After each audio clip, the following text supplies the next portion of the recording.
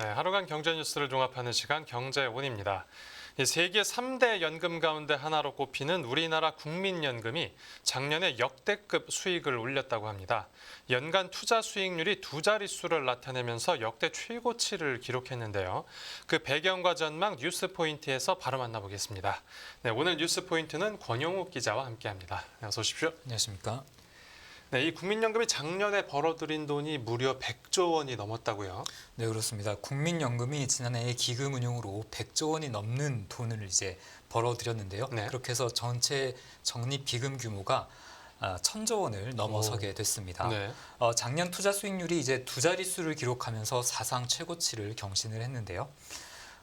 재작년에 글로벌 금융시장 약세 속에서 최악의 연간 수익률을 기록했었는데 그것과는 좀 극명하게 대비되는 그런 결과였습니다. 네네. 그러니까 작년 그 성적에는 재작년의 기저효과도 분명히 있었다고 볼 수가 있겠습니다. 네네. 그렇다면 그 구체적인 수익률이 어느 정도였습니까?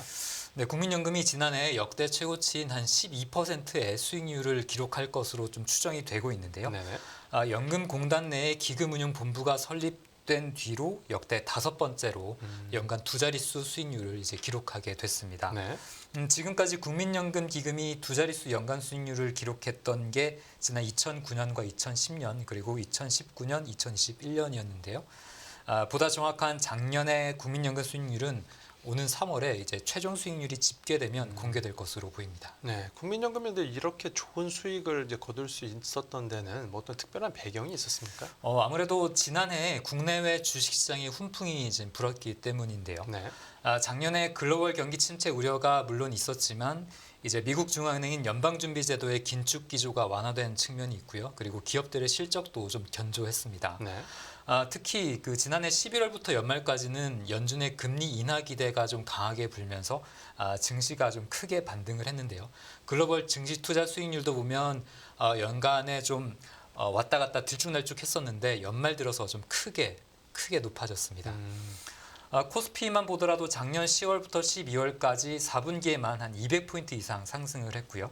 그리고 무엇보다 미국 증시가 연말에 이제 힘을 내면서 연간 기준으로 다우존스 30 산업평균 지수가 14% 가까이 올랐고요. 나스닥 지수는 같은 기간에 40% 넘게 급등을 했습니다. 네네. 그리고 또 앞에서도 이제 언급을 해주셨었는데 재작년 그러니까 2022년의 투자 수익률이 또 지금이랑 상황이 달랐다고요? 네, 그렇습니다. 지난 2022년 국민연금이 글로벌 금융시장의 약세 속에서 마이너스 8.2%의 수익률을 좀 기록을 했는데요. 네. 이게 1988년 국민연금 제도가 생긴 이후 역대 최악의 그런 결과였습니다. 그래서 2022년 연말 기준으로 기금의 그 적립금이 이제 900조 원 아래로 내려가면서 한 해에만 80조 원 가까이 이제 평가 손실을 냈었고요. 네. 또 수익률이 좀 과거에 유난히 안 좋았던 해를 좀 돌이켜 보면 글로벌 금융위기가 닥쳤던 2008년에 마이너스 0.18로 사상 첫 마이너스 수익률을 기록을 했었습니다. 네. 그리고 10년 뒤인 지난 2018년에 미중 그 무역 분쟁과 통화 긴축 영향으로 수익률이 마이너스 0.9%로 다시 마이너스로 좀 떨어졌었고요. 네. 그리고 지난해에는 국내외 증시 호조로 사상 최고의 수익률을 기록했다라고 말씀을 드렸는데 그렇다면 올해 수익률이 작년과 비슷해질 수 있겠느냐라는 데는 좀 불확실성이 좀 많은 상황입니다. 네. 당장 지금 국내외 주식시장에서 지난 연말까지의 어떤 주가 상승세가 좀 지나쳤던 것 아니냐 좀 이런 지적이 일고 있고 또 연준의 금리 인하 기대도 너무 앞서갔던 것 아니냐 좀 이런 우려가 나오고 있는 만큼 좀 올해 시장 상황은 조금 더 지켜봐야 될 것으로 보입니다. 네. 첫 번째 뉴스를 국민연금 투자 수익률 관련 이야기 들어봤고요. 다음 뉴스 보겠습니다. 네, 태양건설발 우려 확산, 롯데 신세계 그룹 차원서 대처 문제 없다는 내용인데요. 중견건설사인 태양건설이 워크아웃을 신청한 이후로 건설업계에서 구조조정 우려가 이제 확산하고 있습니다.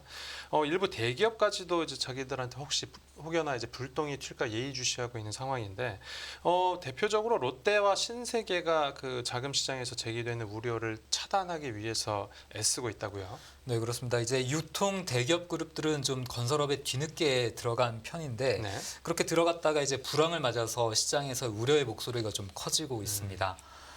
다들 아시다시피 이제 국내 건설사들이 세계적인 금리 인상으로 유동성 공급이 끊기면서 좀 거품 논란도 불거지고 그렇게 좀 건설업이 불황에 빠지게 됐는데요. 시중 자금이 원활하게 돌아가지 않는 상황에서 이제 부동산 시장이 얼어붙자 준공 후에 분양이 되지 않는 그런 사태가 좀 속출하게 됐습니다. 네.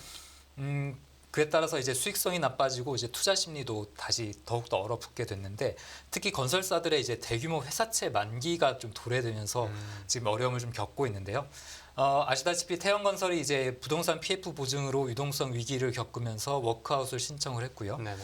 그러니까 시장에서는 PF를 취급한 이제 제2금융권과 다수의 건설사들이 비슷한 이 PF 위기를 겪을 것이다라고 그렇게 예상을 하고 있는 상태입니다. 네, 그 저희가 또 어제도 이제 전해드렸었는데 그 롯데건설을 포함해서 이제 PF 사업을 벌였던 많은 건설사들 상황도 심상치 않다라고 이제 알려졌죠.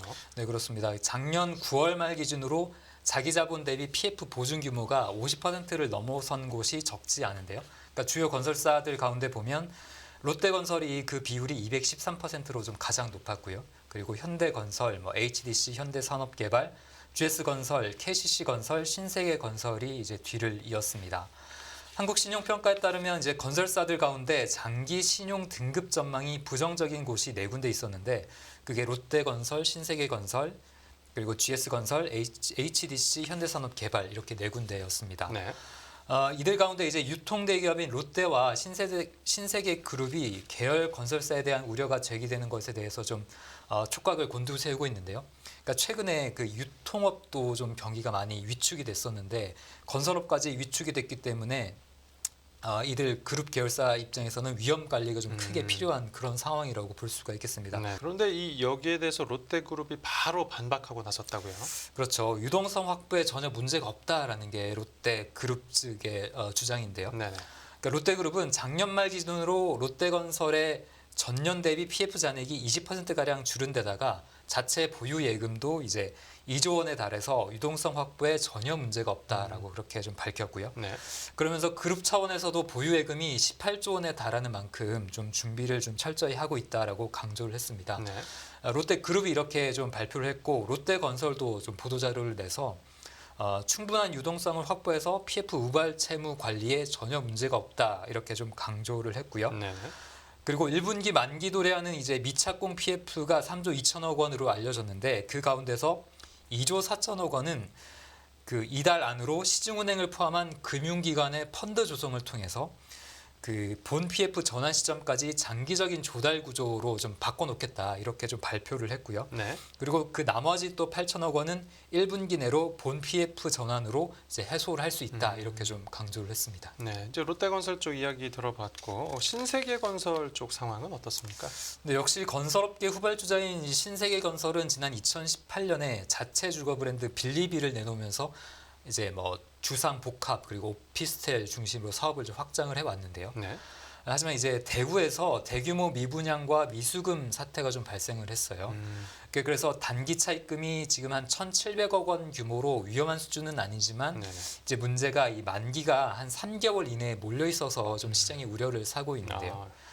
신세계건설의 이제 공사 미수금 총액이 작년 3분기 기준으로 한 2,600억 원 규모고 작년 1분기에서 3분기까지 누적 영업 손실이 903억 원으로 그렇게 집계가 됐습니다. 네, 이제 롯데건설 쪽에서 이제 바로 반박을 했었는데 이제 신세계그룹 쪽에서도 어떻게 바로 입장이 나왔습니까? 네, 이게 신세계그룹은 이제 건설사 상황을 충분히 파악해서 대처를 하고 있고 또 그룹 차원에서 지원할 수 있는 부분을 찾아서 단계별로 대응을 하고 있다라고 강조를 했는데요. 네. 구체적으로 신세계 영랑호 리조트를 흡수 합병해서 자본을 확충하고 이제 유동성을 확보했다라고 좀 강조를 했습니다. 네.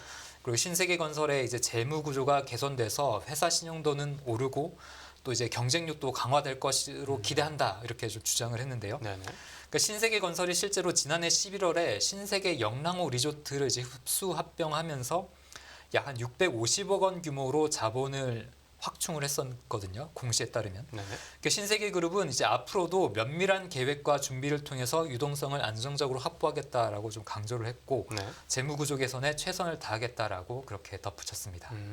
그리고 또 롯데나 이제 신세계처럼 유통 대기업 계열사는 아니지만 그 지금 재무 상황이 자기들이 나쁘지 않다라는 걸 좀 적극적으로 어필하는 곳도 있다는데 여기가 어디입니까? 네, 제2의 태영건설 후보 중에 하나로 꼽혔던 이제 동부건설도 자신들의 문제 상황에 대해서 적극적으로 이제 해명을 하고 나섰는데요. 네네.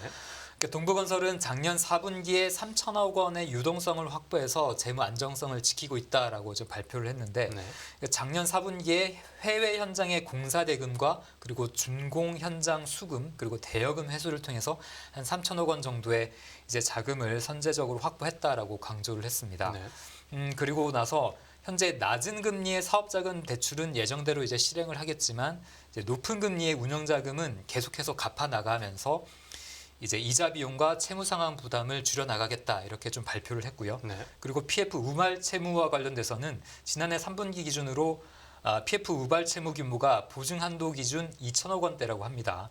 그렇기 때문에 전체 PF 시장 규모가 이제 한 134조 원에 달하는 것을 감안하면 좀 매우 낮은 수준이다. 뭐 이렇게 좀 강조를 했는데요. 네. 네. 그러니까 시장 일부에서는 또 동부건설이 작년 3분기에 그 현금성 자산이 일부 감소했다라고 좀 지적을 하고 있었는데 이것에 대해서도 좀 적극적으로 해명을 했습니다. 그러니까 동부건설 측의 주장을 좀 보면 금융 비용을 아끼기 위해서 만기가 도래하는 그 고금리의 채무증권을 상환하는 데 따라서 일시적으로 그런 현금성 자산이 줄어들었던 것뿐이다 이렇게 해명을 했고요. 네.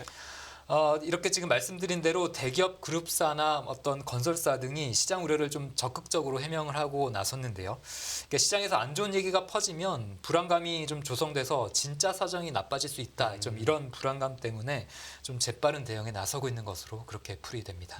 알겠습니다. 네, 오늘 뉴스 포인트는 여기서 정리하겠습니다. 잘 들었습니다. 감사합니다.